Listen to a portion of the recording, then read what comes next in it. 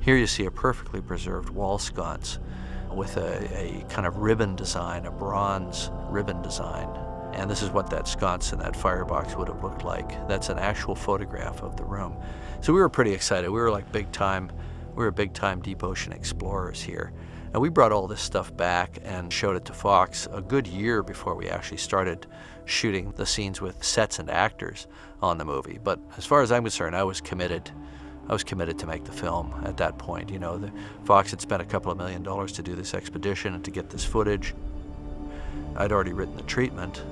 I still had to write the script, but I told them, this expedition commits me to you to make this movie. So in a way, I kind of sold it to them as like a cheap way to do a pay-or-play deal, and they bought it on that basis as well. I also got hooked on the whole bug of deep ocean exploration. So, of course, as soon as the movie was done, I was immediately planning my next expedition.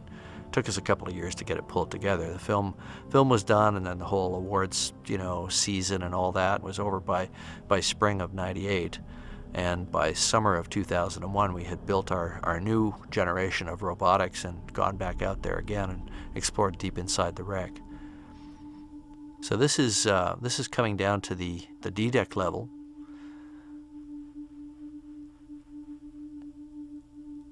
And again, we're doing this with this big clunky robot, Snoop Dogg. Oops. Boom. So here we are coming down to the D-deck level. This is the D-deck reception area, and we explored this thoroughly in 2001. But in '95, nobody had ever been in here, not since the ship sank in 1912. And it was really exciting to see that woodwork still survived. I mean, here was a carved oak decorative post. I mean, there's a steel post up the middle and this carved oak covering. And we were just so excited. You can even see where the paint still exists down in the bottoms of some of the carving, the white paint, because this whole room was painted white. And we said, wow, Titanic's still down there. It's just away from the prying eyes that have been here before. If we could just get deeper in, imagine what we might see. So we drove our robot, which was ill-designed for this type of thing, deeper and deeper into the ship, and we got this glimpse of this door, which is in the port side entry vestibule. And this is a bronze decorative screen in the door, and you can see the handle on the door and so on. And this is the real ship. Now, we put a few shots from this ROV material in the movie, then we matched it with some stuff that we shot in a tank down in Escondido, down near San Diego. This is what one of those doors would have looked like in the day. And this is what we photographed with Snoop Dogg way down, 5 decks down inside the ship. And we just really felt like we'd done something really cool, because the previous conclusion by prior expeditions was that none of the woodwork survived anywhere on the ship.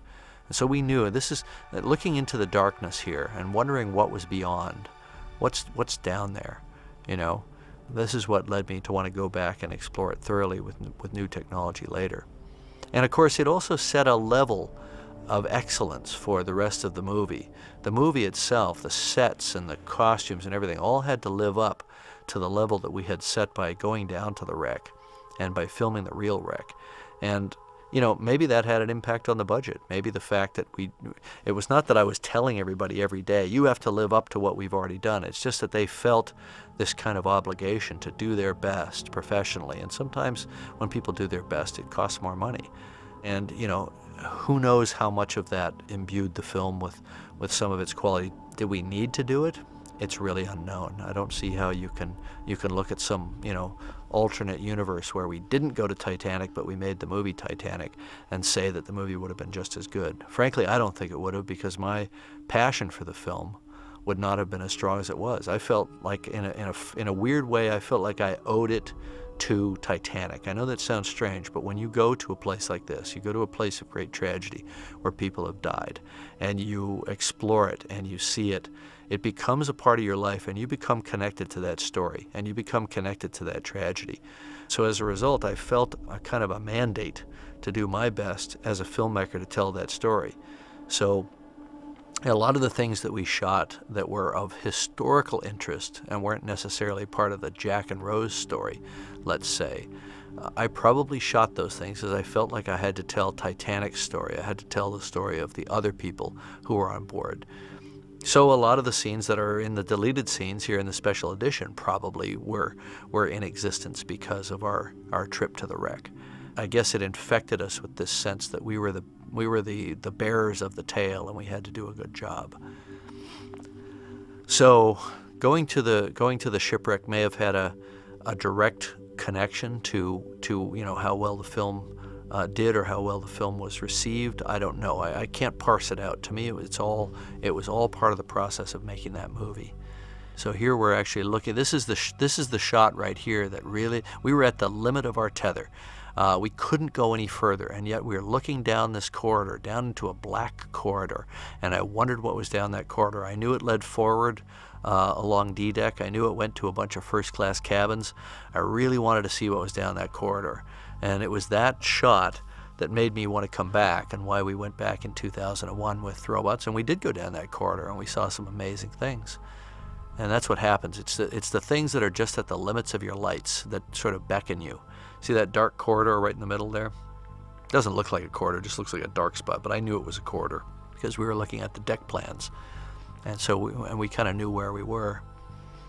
The elegance occasionally emerges from behind these rusticles. When you first see it, it kind of looks like some kind of grotto, some kind of underwater cave.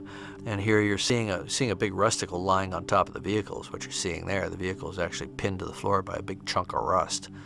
And here you see how not to drive an ROV, where we've actually wrapped our umbilical around a post.